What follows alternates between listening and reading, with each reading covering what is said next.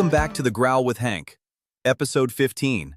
I am your host, Hank Brewski, and I have some good news, some weird news, and some heavy news for you today. Good news first. Gas dropped below $4 a gallon for the first time since the war began. $3.94 nationally as of yesterday. The Iran ceasefire is actually holding. The technical talks that were postponed Friday in Switzerland, they restarted Saturday. They went well. Mediators are calling it, quote, encouraging progress and, quote, positive and constructive. Vice President J.D. Vance was on the ground. Both sides agreed on something called a deconfliction cell to monitor Lebanon and a direct communication line for the Strait of Hormuz. Israel and Hezbollah also reached a ceasefire over the weekend. That is the good news. The weird news. Last Sunday, President Trump turned 80 years old. To celebrate, the White House hosted a UFC fight on the South Lawn. Octagon, fighters, press box, $60 million event. And here is the part that broke my brain. The sponsors were Crypto.com, Dodge Ram, Bud Light, and Polymarket. The White House had corporate logos branded onto the South Lawn. That is not normal. We will talk about it. The heavy news. The Ukraine war did not stop. Russia killed 12 civilians over the weekend across multiple regions. Russian gas stations are running dry from Ukrainian drone strikes on their refineries. And the Toledo, Ohio festival shooting? Still no arrests. 2.5 weeks later. Coffee up. We have a lot to cover. Let us go. Time for the Bears Brew. 4 stories. Let us go.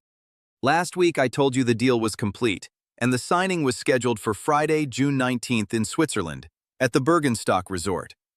Then Friday rolled around and the technical talks were, quote, postponed at short notice. Israel had restarted strikes on Hezbollah in Lebanon.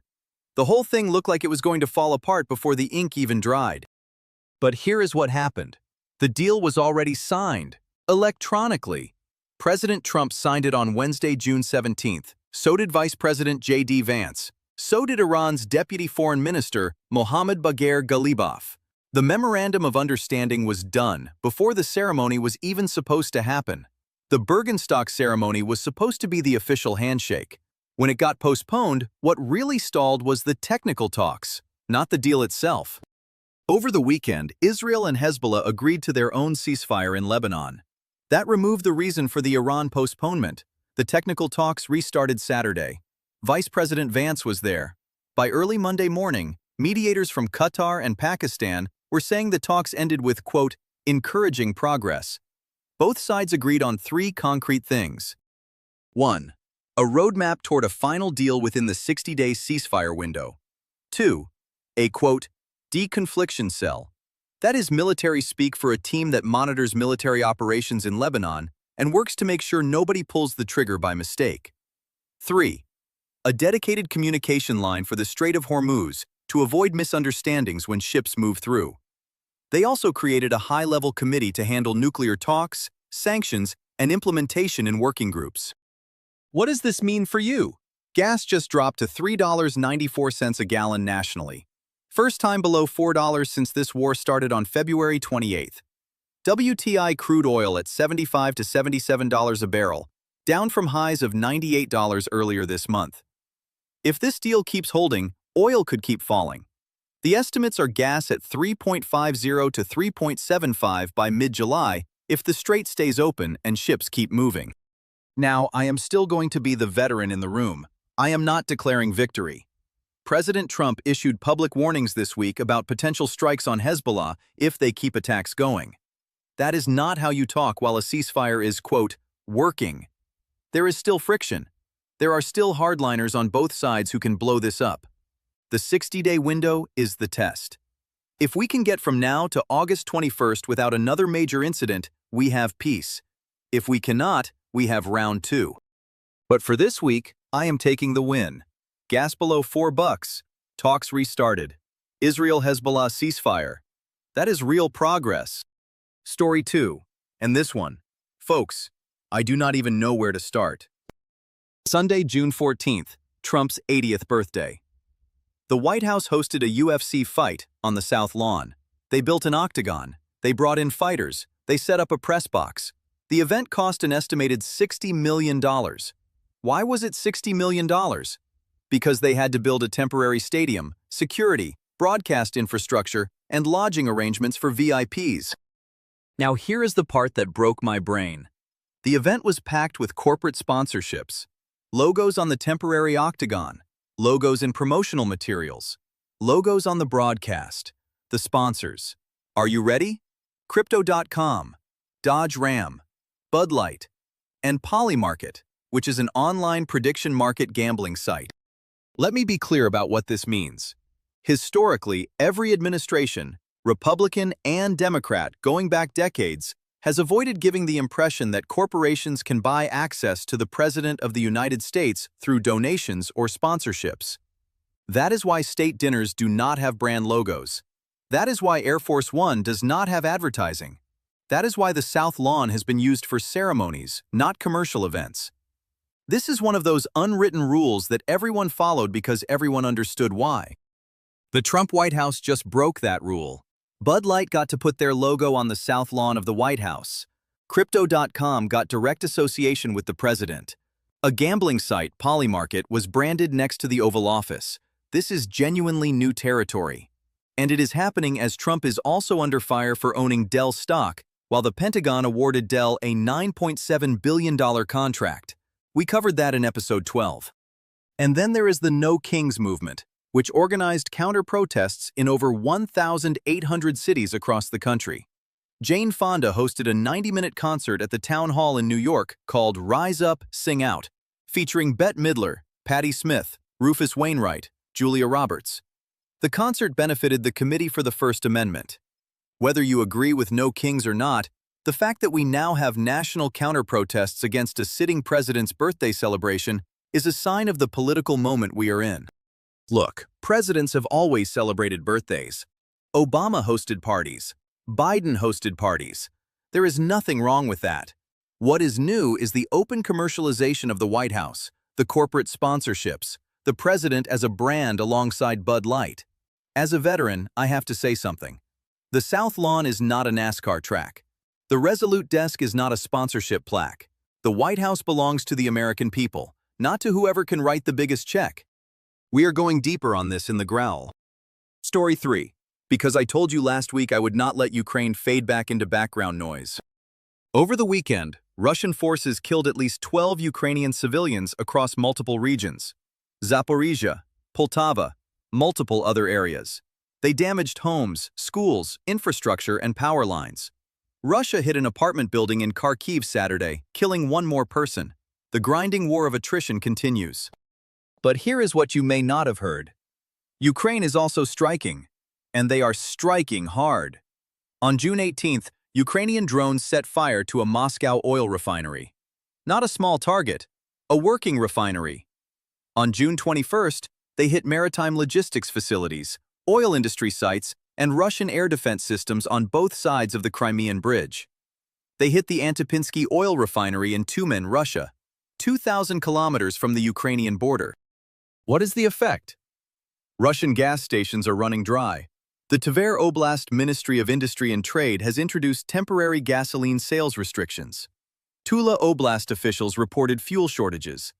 Saratov Oblast officials are trying to cap prices to manage the chaos. Russian opposition media is reporting widespread fuel shortages across multiple regions. Ukraine has figured out how to hurt Russia where it bleeds: their refineries. Here is the part that should matter to Americans. Ukraine's air defenses are still depleted because we sent so much equipment to the Iran war. The PBS NewsHour explicitly cited this last month. Quote, Ukraine's shortage of air defense systems, in part because of depleted U.S. stocks from the Iran war, has left civilians especially vulnerable to ballistic missiles. End quote. So while we were dealing with our war, Ukraine paid the price. Now that our war is winding down, the question is whether we replenish Ukraine's defenses. Trump and the Pentagon have not said clearly. And Putin is escalating. He is using the moment to gain ground while America is distracted by the Iran deal and Trump's birthday. This is going to be a story for the rest of 2026. Watch it. Last story. Quick hits. Toledo manhunt update. 2.5 weeks after the Old West End festival shooting, still no arrests. Police say they have, quote, significant leads. They have executed search warrants, they have done interviews, but the two shooters are still out there. If you have video or info, Toledo Crime Stoppers, 419-255-1111. 12 victims still want justice. Severe weather threats continue across the plains and Midwest this week. Flash flood warnings in multiple states. If you are in the affected areas, charge your phone, know your evacuation route, and check on elderly neighbors. Tornado season is hitting hard in 2026. The World Cup continues. The U.S. men's team plays in the round of 16 later this week. Group play wrapped up with mixed results for the home country. We are tracking it. Other quick notes. There was a luxury resort fire in the Dominican Republic with at least one fatality. A church fire at South Bushwick Reform in New York City. Father's Day and Juneteenth travel surges led to record airport volumes. Trump made comments about Washington, D.C. beautification and claims about vandalism at the Lincoln Memorial reflecting pool. And one big personal milestone. Trump is now 80 years old. He is just the second president in history to reach that age while in office. If he completes his term, he will pass Joe Biden in August 2028 to become the oldest president ever to serve. Make of that what you will. Pause and effect time. And today I want to dig into something that I have been chewing on all week. The norms we have lost without anyone formally voting on them. Most of the rules that make a country work are not written down. They are not laws. They are not in the Constitution. They are agreed upon norms. Things everyone understands without being told. Things that, when violated, used to cause an outcry. And one by one, over the last 10 years, we have been losing them. Quietly, without anyone really noticing until it is too late. Let me give you a list, not from any one party, just norms that have eroded under multiple administrations. Norm 1. Presidents do not make money from their office. From George Washington forward, presidents have made an effort to either divest from their businesses or put them in true blind trusts. Trump did not divest. Hunter Biden made money from his father's name. Both got criticism. Neither faced serious consequences. The norm is gone. Norm 2.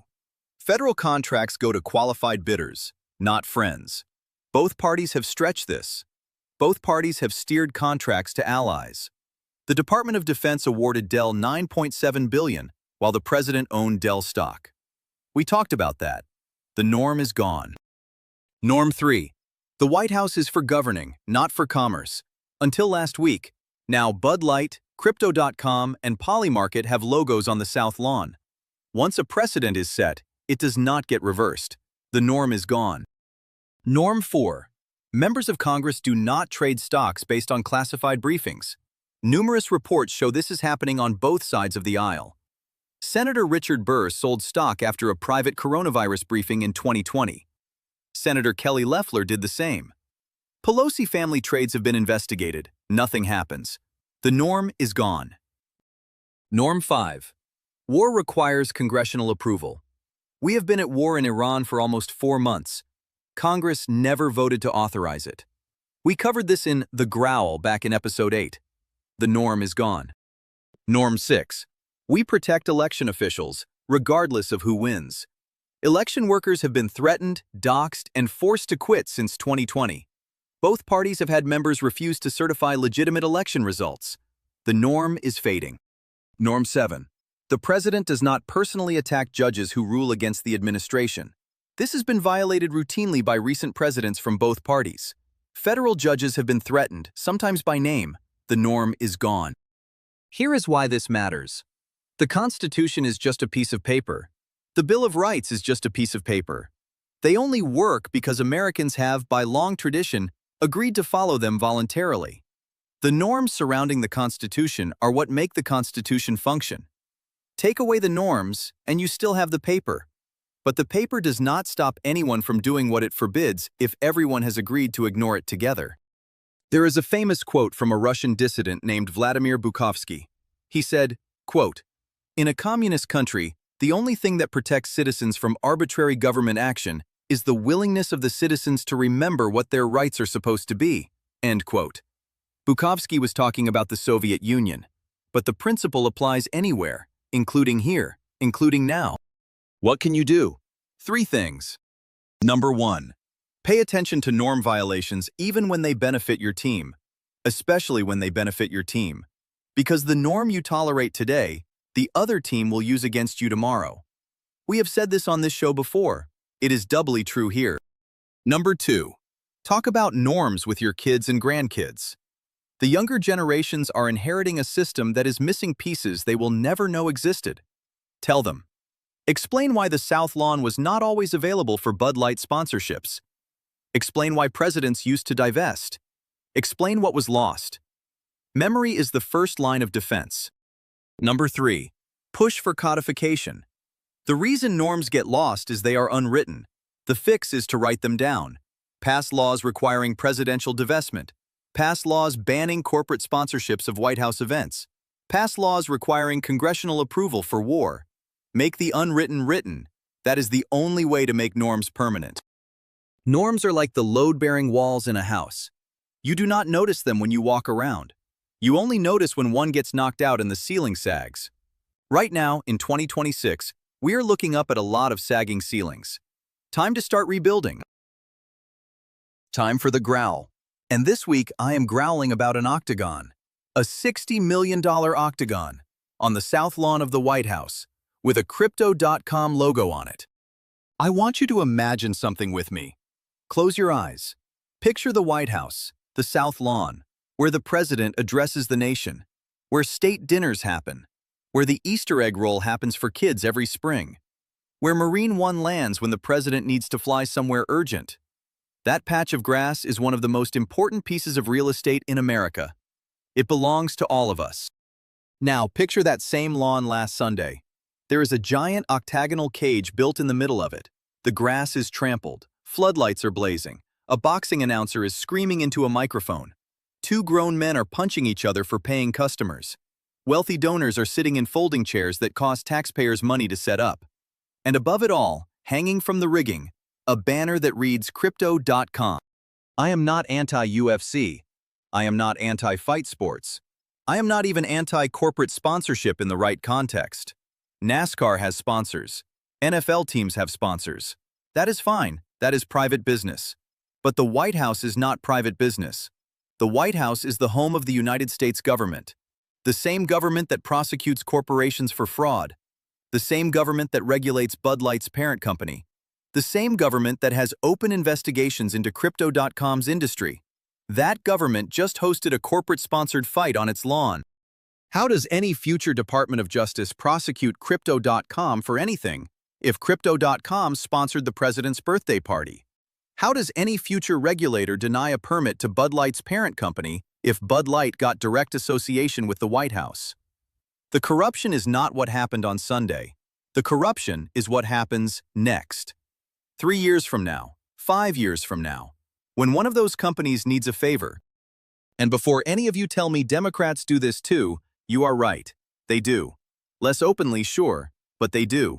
Corporations donate to the Democratic National Committee. They sponsor the Democratic Convention.